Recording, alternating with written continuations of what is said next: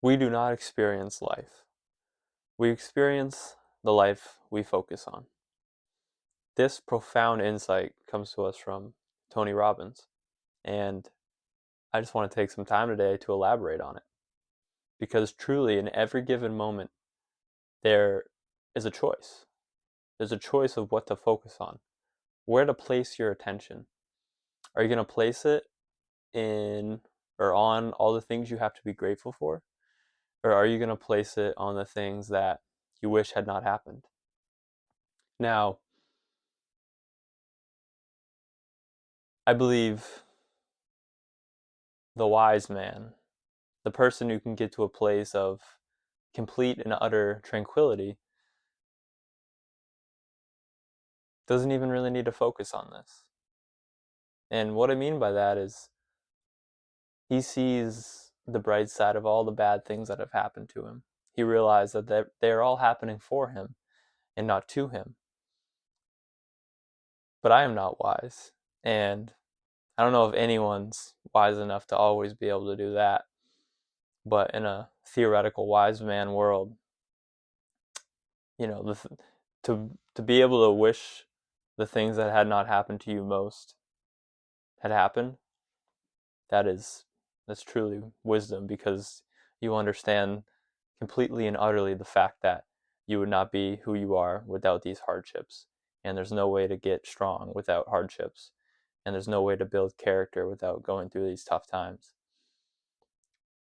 So here and there you can take that position, but constantly it's very hard. So we need to consciously and willfully put our attention into the things that we are grateful for. Because in any given moment, there's something you can be grateful for. And there can also be something you can choose to be miserable about. So often I find myself always finding something wrong. And recently I came to the conclusion it's like there's always going to be something wrong. There's always going to be a little something amiss. There could always be a little more of this, a little less of that. And when you think like that, it's just enough is never enough, because something could always get tweaked a little bit, you know? And that's just a horrible way to live, where your brain is always just searching for what is missing instead of what it already has, instead of what there is to be grateful for. Each and every day we wake up, that is enough to be grateful. There are people today who did not wake up, and presumably you woke up with all your limbs, all your senses. That is enough to be grateful for, and there's so many other countless things that you can choose to place your attention on instead of choosing to place your attention on the things you do not have. Because truly, where your attention is where you are.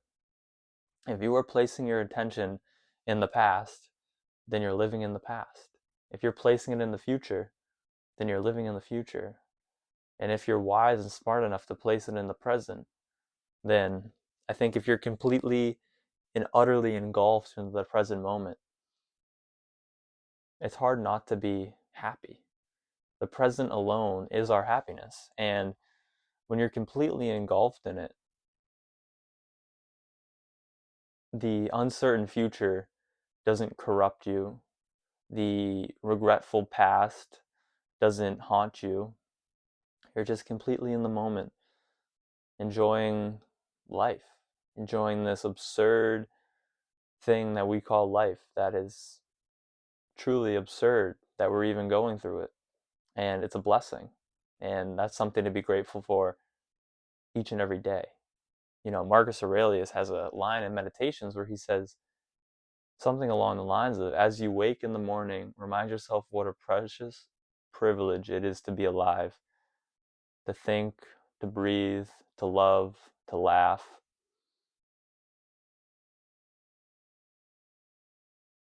And that's what we have to do every day, willfully and consciously, because it won't just happen.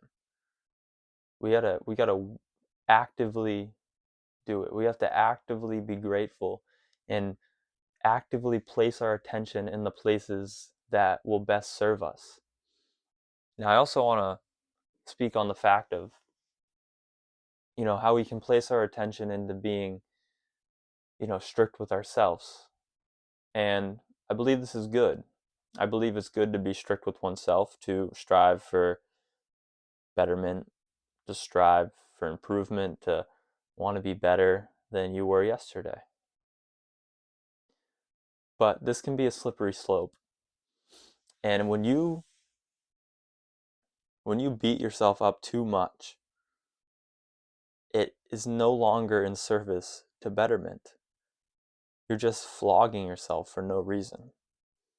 Well, there's a reason, but I think if we understood how detrimental the flogging actually is, we would cease to do it.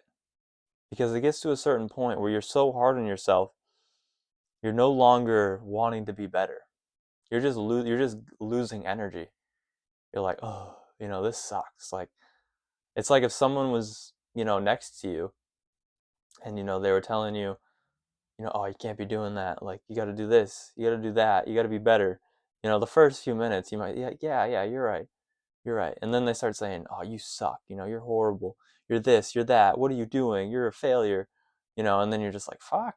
Like, what? Like, what the heck? Like, this isn't making me want to go harder. This is just making me want to lie down and, watch a movie and just give up. So you got to understand, when you're pushing yourself to that point where you're focusing your attention too much on how you're not improving and how you're flogging yourself.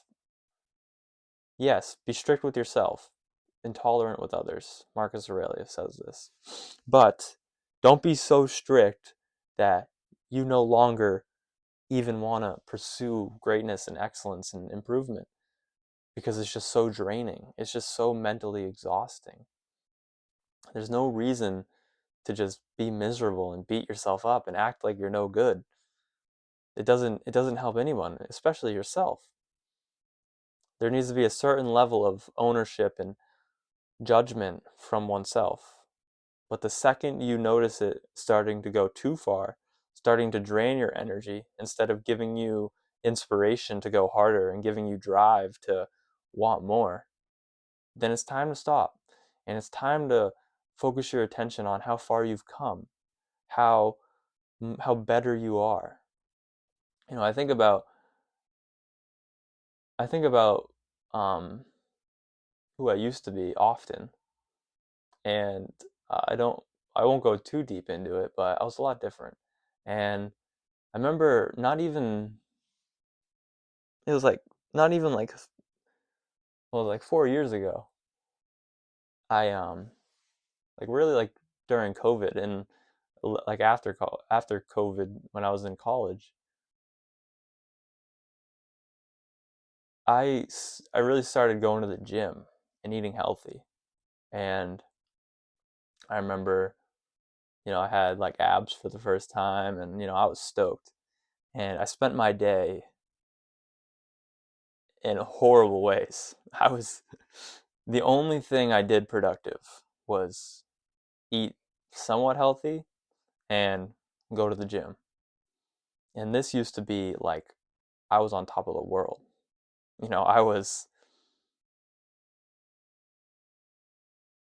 defeating, like the Hydra. Like I was defeating like the Nemean lion, like Hercules.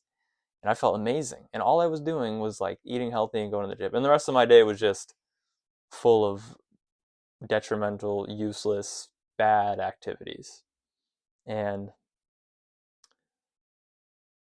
fast forward 2 years later, I'm still going to the gym, I'm still eating healthy, but that's just baseline. That no longer gives me anything. That's just baseline. And now I'm reading all my spare time, I've gotten rid of like all my social medias. I'm just reading and writing and posting videos. I guess this was more like a year ago, but 2 years ago I was just like focusing on myself, like just like you know physical activity, going for walks, reading, writing, working. And I'd get to the end of the day and I'd feel like I'd done nothing. And it's just that I just wanted to bring that up because it's all about what you focus on. It's all when I was 4 years ago, I focused on what I was doing, and I felt amazing. I felt like I was on top of the world. I felt like I had the best work ethic in the world, even though I didn't. I was doing absolutely jack. But then I got to a point where I still do, and I was working hard, and I was devoting lots of time and not wasting lots of time, which is the big one. But I was focusing on the wrong things. I wasn't focusing on how far I came. I wasn't focusing on what a great use of time I was doing, how I didn't go on social media, how I didn't worry about all these trivial things. I wasn't focusing on that. I was focusing on the things I didn't have, on not having a job I enjoyed, on just the things I didn't have. And I was, I look back at that time and I don't know if it's just, it's hard to, I have this quote, I'm pretty sure you can see it. No longer think deeply of the hazards, you will not see them in your future memories. Yeah, I don't know if that's just because now in the future and all the hazards I saw 4 years ago, I just can't see anymore. But it's like, I feel like I was a lot better off back then, like in a place of happiness and peace.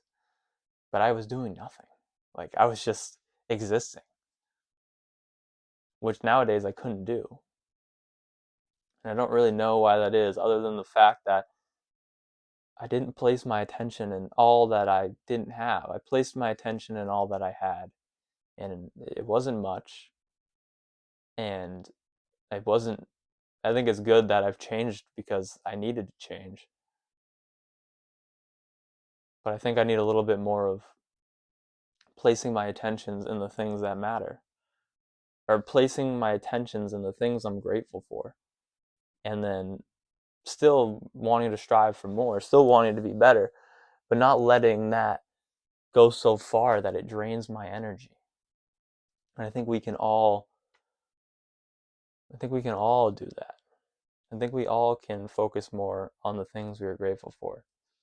Marcus Aurelius also says in Meditations, remind yourself of how much you would want the things you have if you did not have them. How much would you want, your right arm if you didn't have it? Probably a good amount. But how often do you wake up, fall to your knees, you don't even stand up out of bed, you just flop on your knees and, thank the God, universe, whatever you believe in, or just thank nothing that you still have a right arm. You don't. But if you lost it, you'd wish you had it back. And that's the thing I think is it's kind of sad. Kind of sad how much we take for granted the things that if we did not have, we would yearn for. And instead we look at the things other people have that we don't have. Whether it be money, whether it be status, whether it be what seems like fulfillment, peace, loved ones, so on and so forth. But we just decide to focus and place our attention in all the places we don't have stuff, which all that does is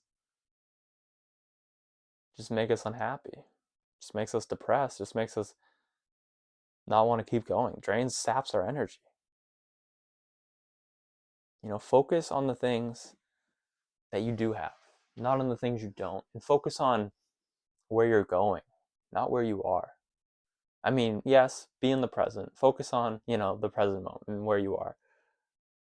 But if that's hard to bear because you're not where you want to be, focus on the fact that what you are doing today is setting you up to be someplace in the future. And realize this process is just going to take time. And the journey is truly what it's all about. It's not the destination, it's the journey. So enjoy it. Have a good time and realize that to get where you want to go, you are doing exactly what you need to do today to get there. There's nothing else you can do. So just enjoy it. Just take it easy, have some fun, be grateful for all the things you have, and just remember where you're not experiencing life. There's so much going on in life at every given moment. Right now I can hear cars going by. I can hear birds outside. I can hear, the clicking of like the house noises. I can feel the tingling in my feet. I can feel the tinglings in my hands. I can feel my hair on my skin. So those are things a minute ago I wasn't experiencing any of those because my attention was not there. My attention was somewhere else. It was into thinking. It was in my brain. It was into telling a story, talking to you guys, trying to make sense. That's where my attention was.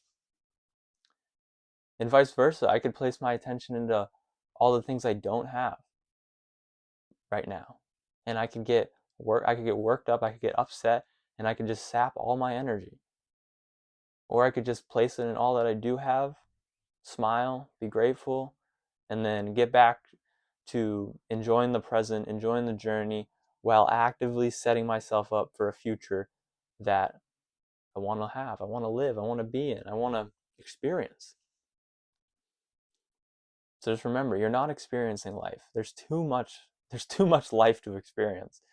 Say this is like all the possible experiences you can have in life. Attention's like that big. So where you place your attention, that is where your life is. You got good stuff over here, bad stuff over here, past, future, present. Where you place your attention, that is truly where you are.